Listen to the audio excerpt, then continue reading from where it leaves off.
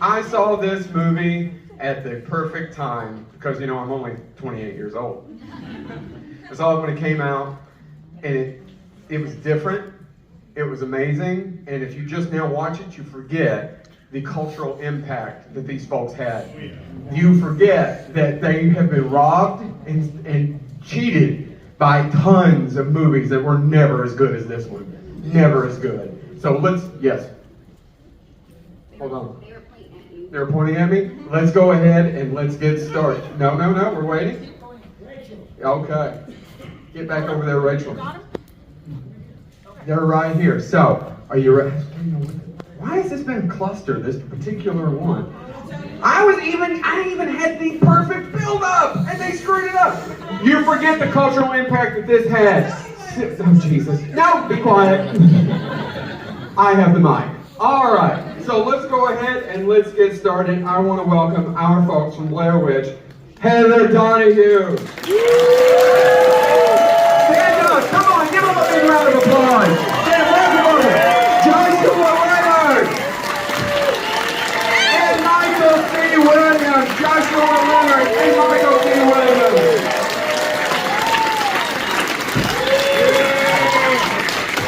Yes, indeed.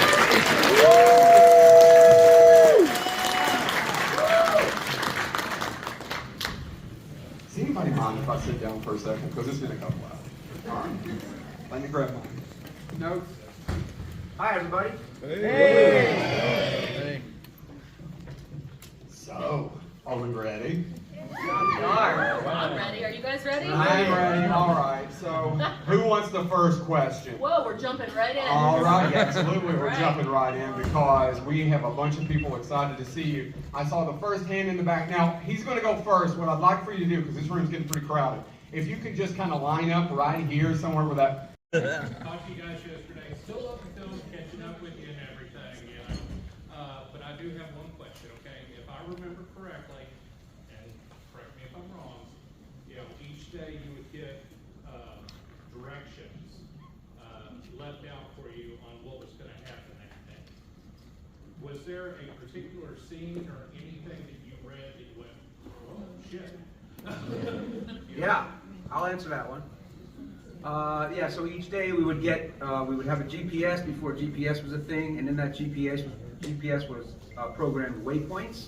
Greg Hale, Special Forces, was one of our producers. And so they scouted out the locations of the two different sections of woods that we were going to be in, which PS were really pretty easy woods to get out of. There were street crossings and guardrails and however, the GPS would tell us, so let's say we're at waypoint 3, it would say you're going to go to waypoint 4. And when we would get to waypoint 4, there usually is a milk crate with a day glow orange like bicycle flag in the milk crate, and in the milk crate were some fresh batteries for the camera, maybe some food, and 3 35mm film canisters with each of our names on it. We couldn't share our notes, and in those canisters were the notes for each of our characters.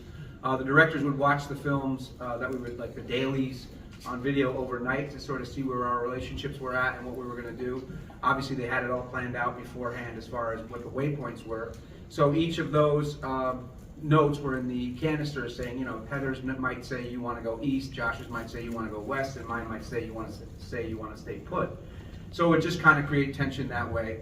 So the one that I was most surprised about is on day 7, or on day 8, so we knew it was the last day of filming. We knew that we were getting on a bus on November 1st. It happened to be Halloween, October 31st.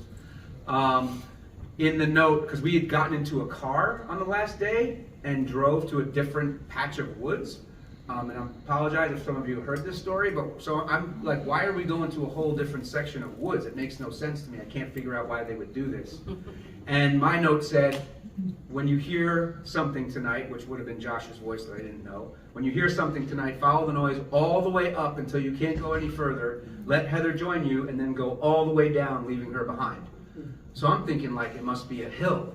Like I can't figure out what this note means. It's so different than any other note I had had, and trying to figure out why we would, I said maybe that there's like a really long hike up the hill, because that's why we're going into these different sections of woods. So actually what happened was, I hear the voice. I hear Josh on like a boombox screaming because he was back in New York at the time, and I follow the boombox noise of him screaming. And the most authentic line I have in the entire film is, "Oh shit, it's a house." That was the character, the character, "Oh shit, it's a house" works, and the actor going, "Oh, I get it. I gotta go upstairs and wait for Heather and go all the way down." So it was a note that I didn't understand until I saw it. And then we had walkie-talkies to contact the directors whenever we wanted. We tried to be very minimal about that. That was more about safety and being in danger if somebody broke their leg or something, which none of us did, thankfully. But so I walkied Ed, like before we went to sleep, Heather and I.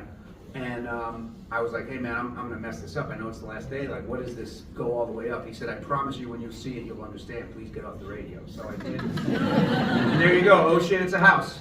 Yeah.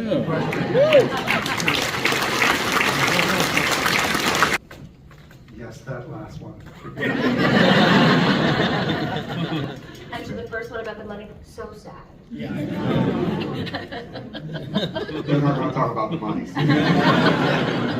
Sorry. But Or with lack that being thereof. said, thank you so much for spending your hard-earned money and coming up and telling us how much that film means to us. It Yes. means the world to us. That you're looking for. And you're going to be at the table all weekend long, right? Yeah. Is it true, Josh, that the reason that your Yes. was on No! was it a James Addiction concert? I did when I got, because originally in the script, Mike's character was going to go missing first. Okay.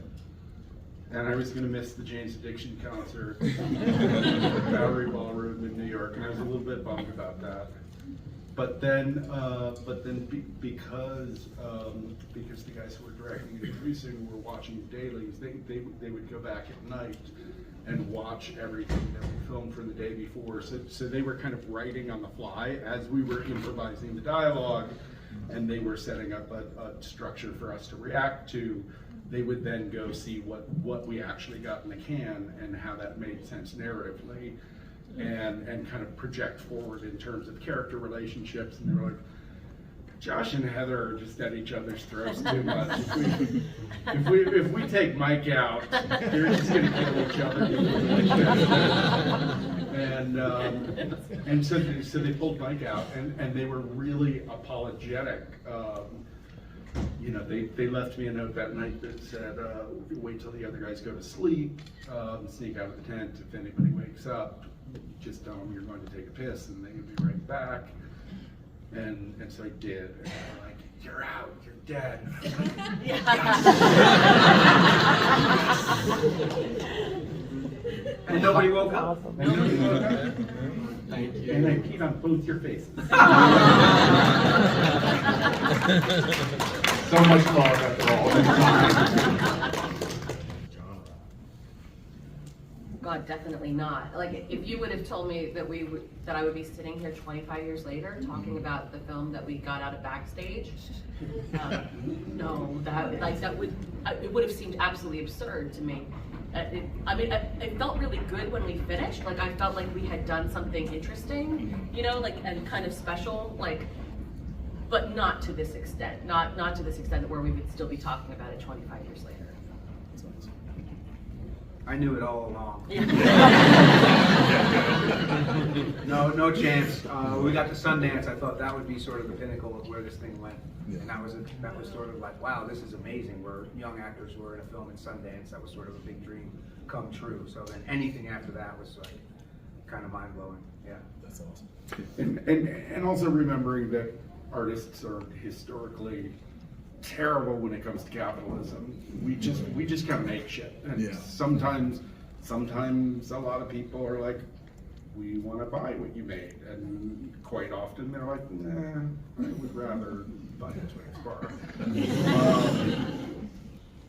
But yeah, and with this movie specifically,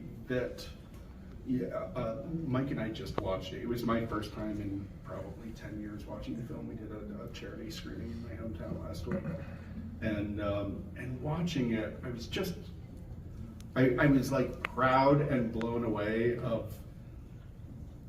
of the film just autonomously, just this like little punk rock experimental movie that was made kind of by any means necessary, and really relied on an audience's imagination and really played into psychology.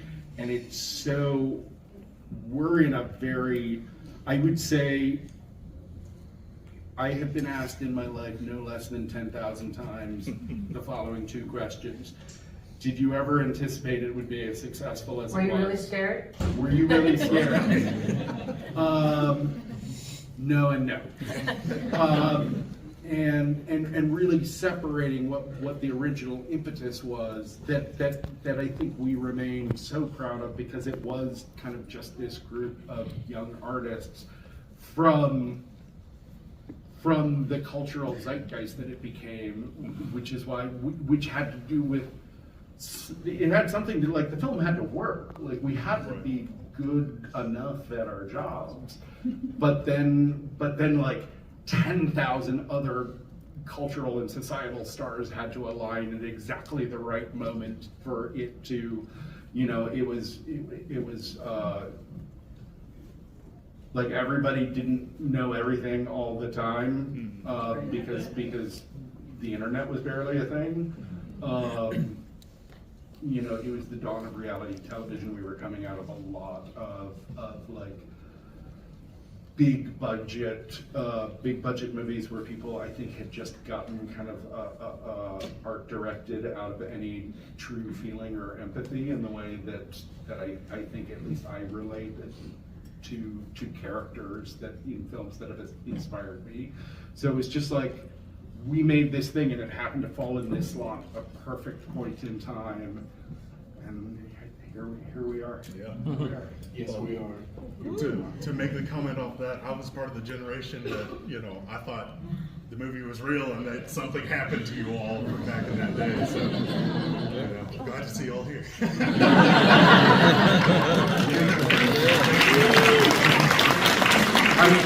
I don't wish you were. Intimacy really is what makes the Blair Witch special. Really quick though, I think it's a really well-made movie, and I think it gets too many people obsessed about all of the things that happen with the internet and all that stuff, and forget that it is a really damn good movie. And this is what I'm talking about before. I'm sorry, Jake. I just wanted to say that out there because I feel people forget. They think about the publicity, they think about MTV, they think about the internet blowing up, they forget the freaking movie works. Yeah. And because they're not here, remembering that I've edited improvised movies before. There's 10,000 terrible, unwatchable films that you can cut out of an improvised movie. So just also remembering how much Ed and Dan and Greg and Mike and Robin and all the guys who were there day after day cutting and refining this movie and really writing. We gave them the raw material for the script, but they were really writing the act structure in the editing room. And since they're not here to toot their own horns, Grief over that? No, well, they actually only aired in the Midwest, and so I wasn't in the Midwest at the time, although I love it here. Although, is this the South or the Midwest? I mean, that feels like the $1 million question. That's an actual 20-minute answer. Oh, okay. It has like the best of both. let's take a vote. Kentucky. Wet socks. I said wet socks for me. Yeah. I would say, building that trust between the three of us, while it wasn't difficult, it was really important. So I'd say that was, that is part of the work, because we're physically fighting and screaming and swearing and biting and kicking and shoving and making sure that each one of us were okay as actors before and during and after that scene, right? There was nobody else out there with us. They would be shadowing us from, pretty far away, where you kind of knew they were there, but you didn't know that they were there. So for us to kind of create that world and then have trust that we would toe the line to really kind of this raw emotion, but then be able to take care of one another. I don't think it was difficult, but I'd say it was challenging. We didn't know each other. I feel like you saw some of that unfold actually on camera in the motel room scene, and I mean, that's why I love, my favorite line for the movie is marshmallows in the supermarket. That's what I write on everybody's picture who lets me pick the line. Because like, yeah, sure, like, I'm afraid to close my eyes and oh, but we're gonna die and what the fuck is that and all that great stuff. But like, it's the intimacy, that gets started in the beginning with the scenes where we're picking you up, and then we have like that. I love the motel room scene actually. Like that's some of my favorite stuff because that's where you invest. Do you know what I mean? That's where you're like, oh, these kids are relatable, especially if you're like a 90s kid, you know, like we were 90s kids, you know, like so you buy in there, and then when things get weird, like you're still with us. No, I think that's really true. And the setup that like we kind of knew each other and you didn't know Mike at all. Right, that works. Yeah. One thing that kind of blew me away watching the movie, I was like, we have so much Utz product placement. There's not only do we say Utz potato chips twice, Really? but then there's like 3 shots in the movie where Utz feature prominently. It's their pretzel rods though that are the best. Great pretzel Yeah, rods. I really do. The perfect balance of salt and crunch.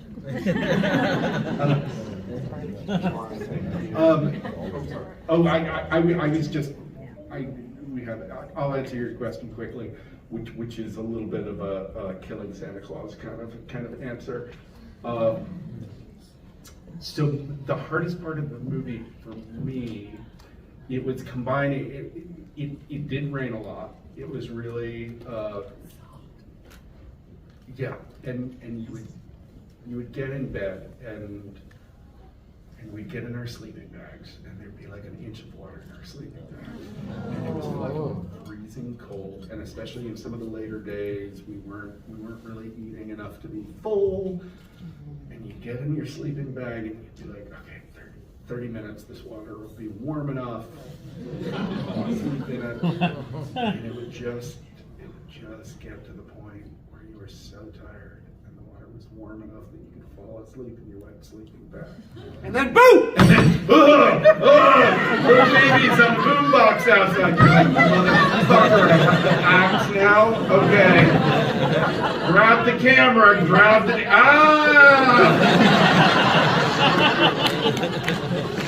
Thank you so much.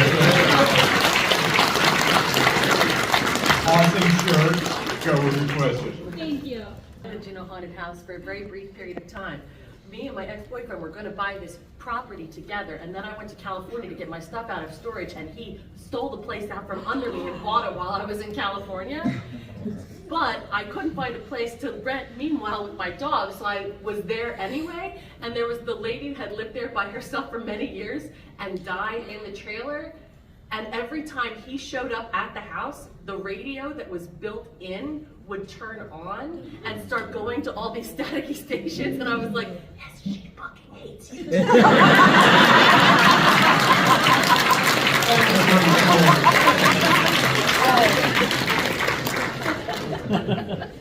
That question brings out an answer that I had never heard, and we've done a lot of times. Good job of playing on both your hands. You learn something new every day. It's 8 acres in Camden, Maine for $90,000. Wow. But it's haunted. Yeah, exactly. But she liked me. I'm a big fisherman, so I spend a lot of time outside, mostly hiking like rivers and stuff like that. But I was on a little John boat in upstate New York, and I was putzing around trying to fish for lake trout. And I do this a lot, and I know that there's, I know the woods there. And I would say this was, to me, more alien than like ghosty. But I'm just on the boat. There's zero wind. It's like I've been out there for 3 hours. It's like I know exactly what the winds are going to do because you kind of have to be on a John boat. Like, is it whatever? So, but there was almost, oh gosh, what's the Arnold Schwarzenegger movie when he's in the middle of the wood? Predator.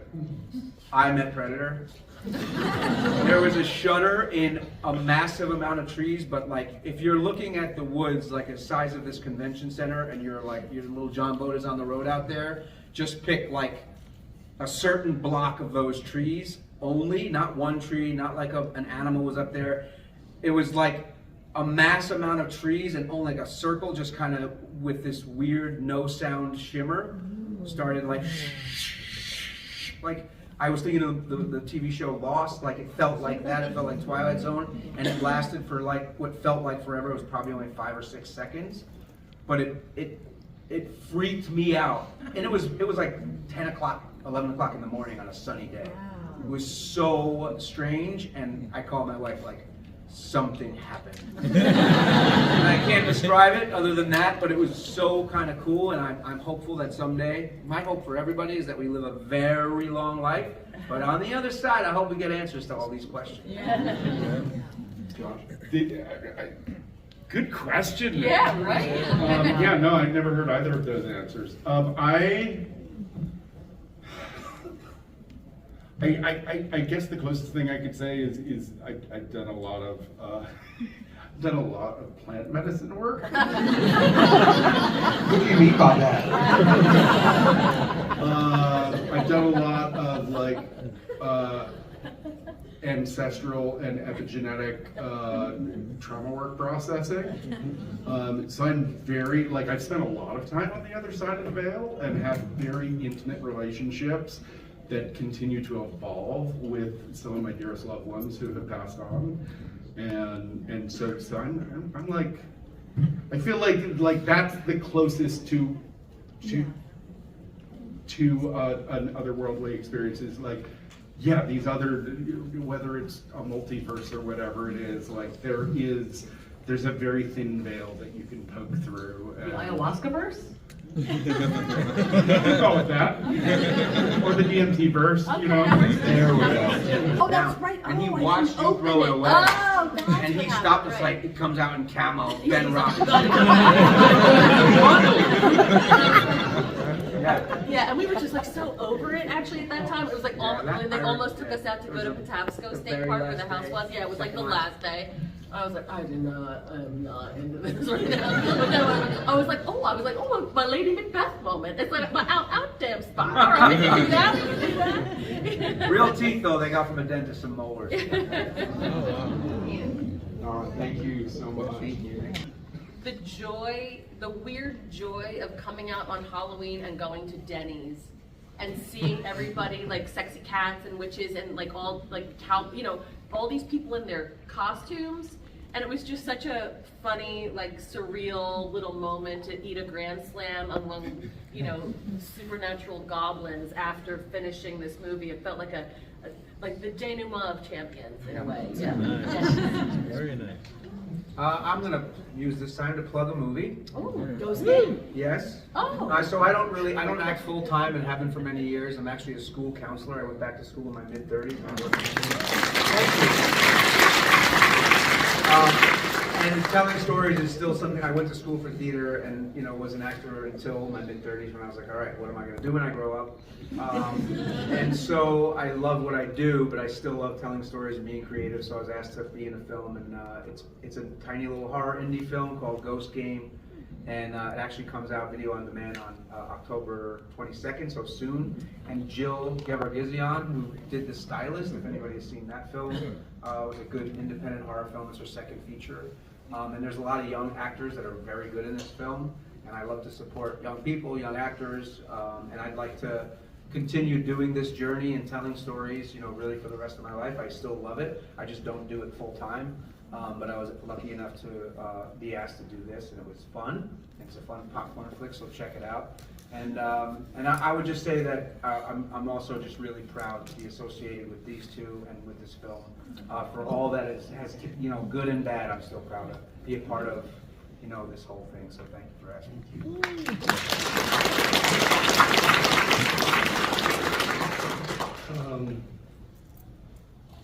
That was really sweet. I want to plug Ghost Game. What is that, Ghost Game? Ghost Game. Wait, when does it come out though? It's Mike Williams' new movie, Ghost Game. October 22nd. Wait, can you follow me on Instagram at Michael C.E.E. Williams? Can you? And also, Utz potato chips.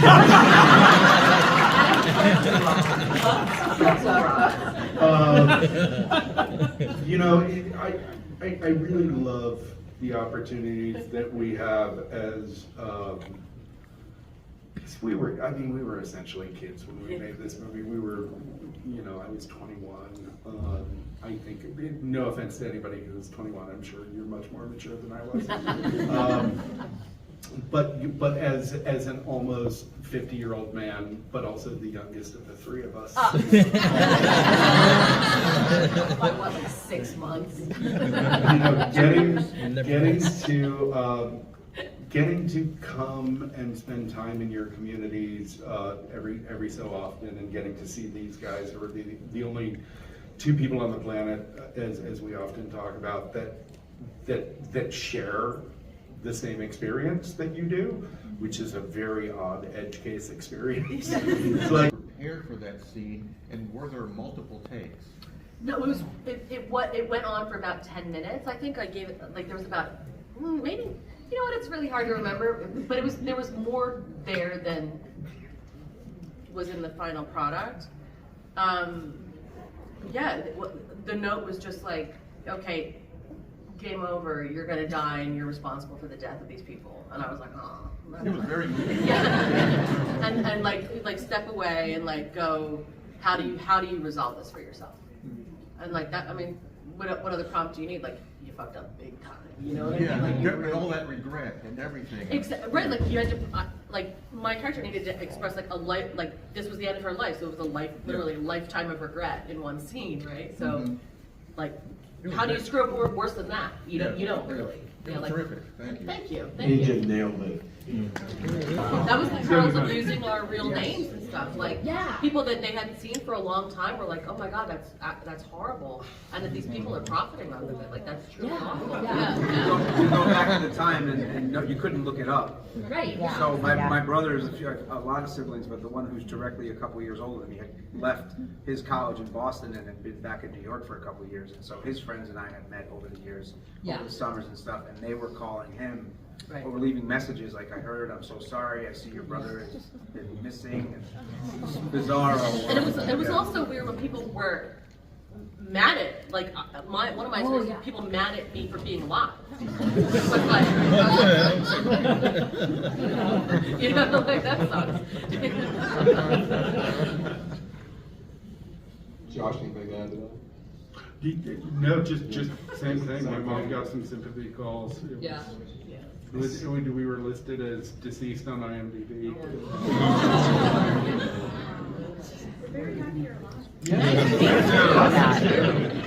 People are mad that you're alive. You know, because like they felt swindled or cheated or tricked, like, and like we ended up getting a lot of kind of that response because we were the we were the only visible people. Everybody else was behind the scenes. So Well, even when I watched it with my kids, it was like, they're a liar. I've always wanted to see that. I just wondered if there was anything that you guys shot that you thought was really cool and effective that you kind of wish got left in the final version. I had a scene where I did like a confessional. I was they just call going it, to say but the same thing. I don't think it works. Why not? Well, I think, first of all, the work that Heather did is nothing short of brilliant, if you really think about it. That's just a prompt that an actor gets. Like, that's not easy to do. And, you know, knowing that life, the actor's life, and, you know, while that's, you know, kind of a dream role, it's like, oh, wow, I get to do this thing. But that's also why it's not easy to do, because you could so easily overdo it. And for me, when I did the confessional, I just don't think it would work with two people doing a confessional. I think the way they paced out this film, the way they intercut, like, just having seen it again a week ago at our sleepover, the way they intercut scenes of, like, you know, while you hear dialogue, you're just looking at Barren Woods at the very last act of this film, and really, what you see most dialogue of is her confessional. If you really break it apart by acts, the last act is a lot of slow, quiet dialogue, and then even in that dialogue, there's just a lot of footage of the ambiance. And so to do like, and now it's Mike's turn, just seems hokey. And I don't really know that I've ever really seen it. It's on YouTube. It might be on YouTube. It is, yeah. Yeah, so that, but I don't mind. I don't mind it not being out there at all. I think the way they cut it together, I don't think there's any real flaws that I have with it. I would go one step further and say there is somewhere footage of Mike and I very drunk doing spoken word poetry in the hotel room. More from the motel room, I would love to see more of that footage, actually. And the amount of gratitude that I have for the fact that it's never made it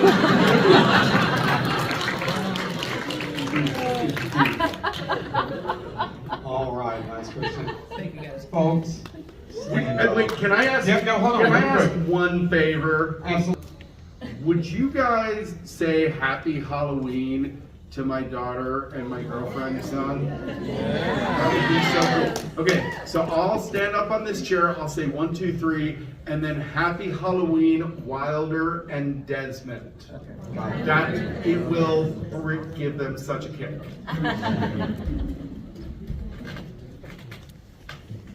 Whoa, there's a lot. Okay, 1, 2, 3. Happy Halloween, Wilder and Desmond!